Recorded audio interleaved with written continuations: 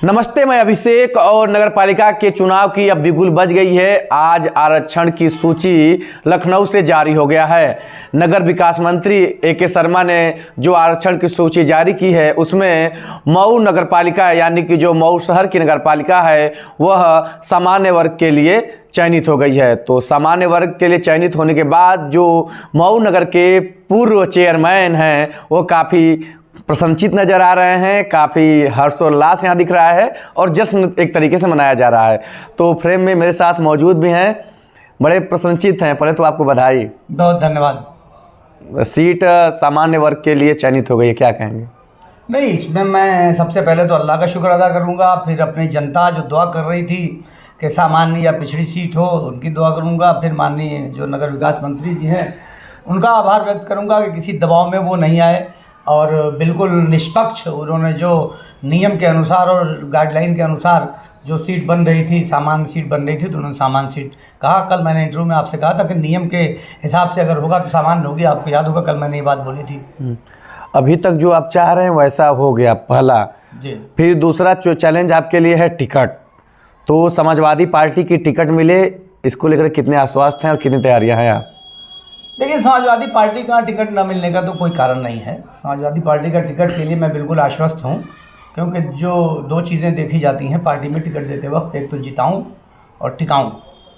तो हम लोग पता करेंगे पार्टी, तो उसका अंदाज़ा लग जाएगा पार्टी को। पार्टी ने पता कर लिया होगा कि कौन जिताऊँ है, और टिकाऊँ के बारे में तो कुछ सोचना ही नहीं है। हम लोग अभी ठीक से जवान नहीं हुए थे, तब से नेताजी के पीछे घूम रहे थे, और फिर जब और बड़े हुए अखिलेश जी आए तो अब अखिलेश जी के पीछे घूम रहे हैं और समाजवादी पार्टी में ही जन्म लिया है और इसी पार्टी और इसी परिवार के साथ मरेंगे भी।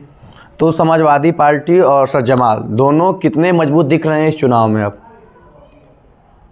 हम लोग जो क्षेत्र में घूमते हैं उससे तो अंदाज़ा ये लग रहा है कि इस बार ये जो चुनाव होने जा रहा है 2022 का, इसमें बहुत जाति का या धर्म का या और किसी तरह का कोई एजेंडा ही नहीं है। इस पूरे चुनाव में सिर्फ विकास एजेंडा है।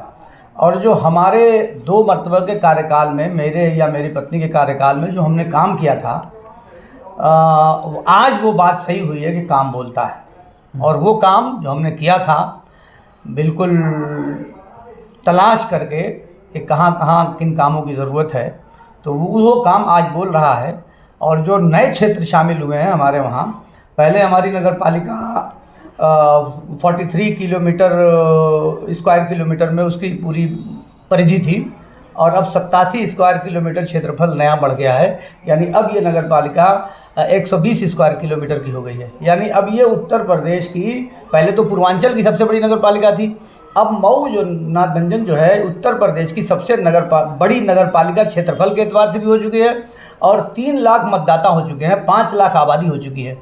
तो अब उत्तर प्रदेश की क्षेत्रफल या मतदाता या आबादी के एतबार से भी आप देखेंगे तो उत्तर प्रदेश की सबसे बड़ी नगर पालिका हो चुकी है। तो मतदाताओं को बहुत हमसे आशा है कि आप बिना भेदभाव के काम करते हैं, चुनाव जीतेंगे तो ज़्यादा काम करेंगे।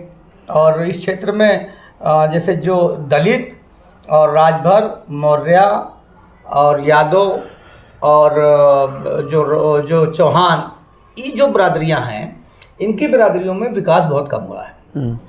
इन बिरादरियों में बहुत सख्त ज़रूरत है विकास की। मैंने देखा जो नए क्षेत्र शामिल हुए हैं कि तमाम घरों को लोग अपने दरवाजे पर ही गड्ढा बना के वहीं पानी रखते हैं, और वहीं उनके हैंडपम्प मशीन है। तो आप बताइए कि गड्ढे में गंदा पानी इकट्ठा हो रहा है, तो वो जब पीने वाला जो पानी इस्तेमाल कर रहे हैं, छोटी हैंडपम्प थे, तो उसमें जाहिर सी बात है वो गंदगी पीने के पानी में जाएंगे और बीमारी की जड़ बीमारी बढ़ेगी। तो सबसे बड़ा जो हमारे सामने चैलेंज है वो यही है कि जल निकासी, जो नए क्षेत्र हैं वहाँ की जल निकासी की व्यवस्था कैसे की जाए। तो ये तो ठीक है, आपकी अभी उस मुद्दे पे बात करते हैं, लेकिन हम ये जानना चाहते हैं कि अब चुनाव में आप जाएंगे जी, तो क्या मुद्दे लेकर जनता के बीच में जाएंगे अरशद जमाल? देखिए, नगर पालिका का जो नगर पिता होता है तो उसको नगर पिता कहा गया। नगर पालिका अध्यक्ष को नगर पिता कहा जाता है। नगर पिता इसलिए कहा जाता है कि उसके क्षेत्र में रहने वाले जितने भी लोग हैं वो सब उसकी औलाद की तरह हैं, और नगर पिता का ये फ़र्ज़ बनता है कि अपने क्षेत्र में बसने वाली जितनी भी जनता है उसको अपनी औलाद की तरह से एक नज़र से देखे। जैसे अगर हमारे 4 बच्चे हैं तो चारों हमारे लिए एक ही नज़र देखे जाते हैं।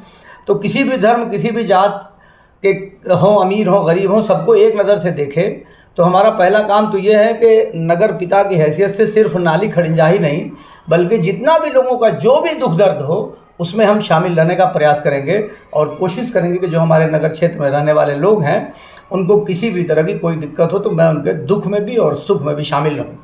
बाकी जहाँ तक विकास की बात है, तो विकास तो जितना फंड मिलता है उसके एतबार से होता है। जैसे 5 साल का कार्यकाल बीता, इसमें 1 रुपया भी जो राज्य वित्त से और 15वें वित्त आयोग से, विकास शुल्क से और स्टैम्प शुल्क से, ये 4 मद होते हैं, तो इन 4 मद के अलावा कोई भी योजना मंजूर नहीं हुई। मैंने जब 2000 में मैं जब चेयरमैन पहली मरतबा हुआ था तो उस वक्त हमने IDSMT की योजना मंजूर कराई थी भारत सरकार से। उसी योजना के तहत ये कम्युनिटी हॉल बना, उसी योजना के तहत आपके स्लाटर हाउस बना, उसी योजना से नगर पालिका का जो कार्यालय की बिल्डिंग है वो बना, उसी योजना से कार्यालय के सामने नगर पालिका के सामने जो एक मार्केट है वो बनी, उसी मार्केट से हथी मदाड़ी में जो जौहर मार्केट है, जौहर कॉम्प्लेक्स है, वो भी उसी योजना से बना। तो भारत सरकार की योजना मंजूर कराई तो उसमें बहुत सारे काम चले। फिर जब शाहीना अरशद जमाल 2012 में चेयरमैन बनी तो तब अमृत योजना हमने मंजूर कराई, वो भी भारत सरकार और स्टेट गवर्नमेंट की दोनों मिली जुली योजना है। तो अमृत योजना के तहत पेयजल को लेकर और जल निकासी को लेकर बहुत फंड आया और बहुत सारे काम हुए। मगर इस 5 साल में जो 4 फंड होते हैं, 4 किस्म के फंड जो रेगुलर हैं, उसमें वो क्षेत्रफल और आबादी के एतबार से मिलते हैं। जो आपका क्षेत्रफल होगा, जितनी आबादी होगी, उसी एतबार से राज्य वित्त का जो पैसा होता है वो उसी एतबार से मिलता है और 15वें वित्त का भी जो पैसा होता है वो उसी तनासुब में मिलता है। तो इन्होंने उस पैसे के अलावा किसी भी प्रकार की योजना मंजूर नहीं कराई। तो हमारा पहला काम तो ये है कि हम जो ज़रूरी काम है उसका प्रोजेक्ट बनाएं।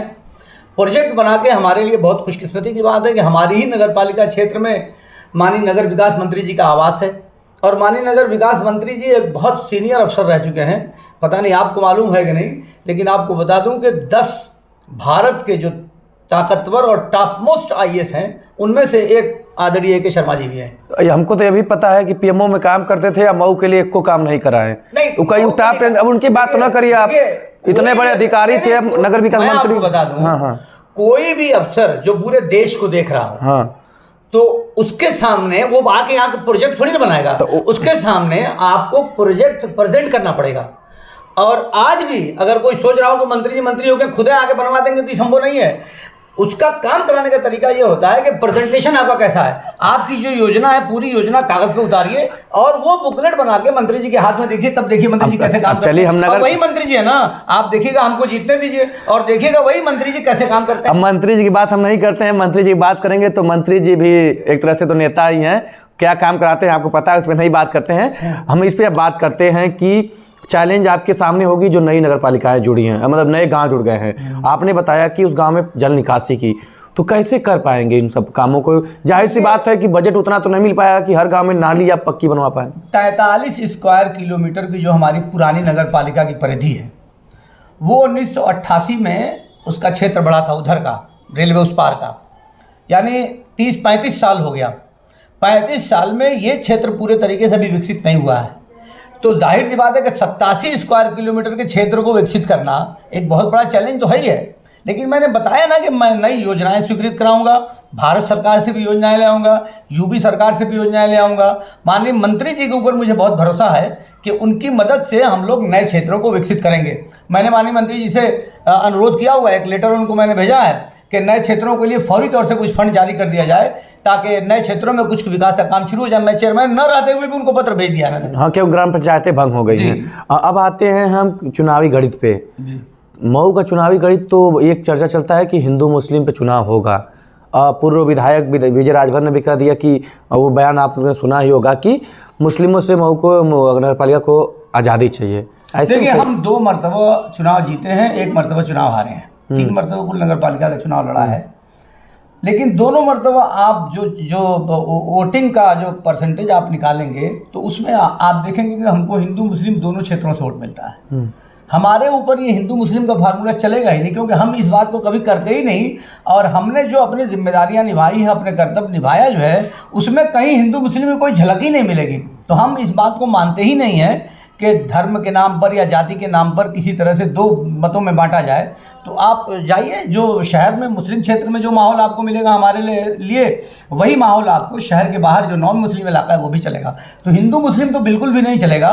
और बहुत प्रयास किया लोगों ने कि इस सीट को आरक्षित कर दिया जाए, मगर देखिए अच्छे लोग जब सत्ता में हैं तो बढ़िया तो चलेगा। हाँ, ये बात तो हो गई। इसके साथ हम बात करेंगे कि ये भी होता है कि जिस पे पूर्व विधायक और बाहुबली मुख्तार अंसारी का हाथ रहेगा वही विधायक चेयरमैन कुर्सी बैठेगा।